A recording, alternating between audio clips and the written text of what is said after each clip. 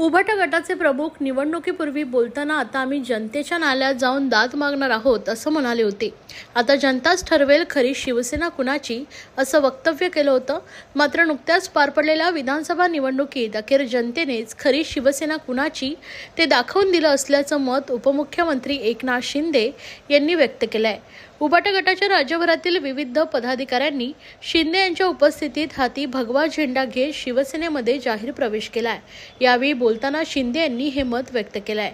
उभाटा गटातील नवी मुंबई, पालघर, मुरबाड, धुळे शहर, धुळे ग्रामीण, साक्री, परभणी येथील विविध पदाधिकाऱ्यांनी ठाण्यातील आनंद आश्रमात येऊन शिवसेनेमध्ये जाहीर प्रवेश केला।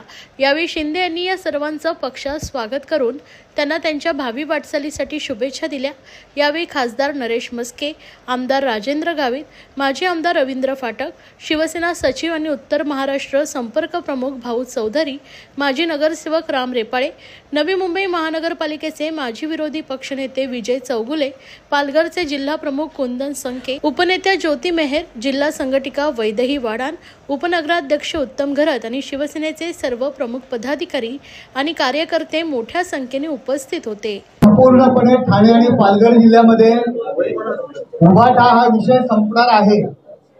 माननीय आपले मुख्य नेते आणि उपमुख्यमंत्री एकनाथ शिंदे साहेब यांच्या उपस्थितीमध्ये प्रथम या ठिकाणी मुरबाडचे प्रवेश आहेत, त्यानंतर पालघर जिल्ह्याचे प्रवेश आहेत, त्यानंतर नवी मुंबईचे प्रवेश आहेत, त्यानंतर धुळे आणि त्यानंतर परभणी असा हा विषय या ठिकाणी प्रवेशाचा आहे। मी प्रथम मुरबाड या ठिकाणचे उभाटाचे सर्व पदाधिकारी आज मदनबुवा नाईक यांच्या संपर्कातून आज शिवसेनेत माननीय मुख्य नेते एकनाथ शिंदे साहेब यांच्या नेतृत्वाखाली प्रवेश करतायत, मुख्य प्रवास सामील होत आहे।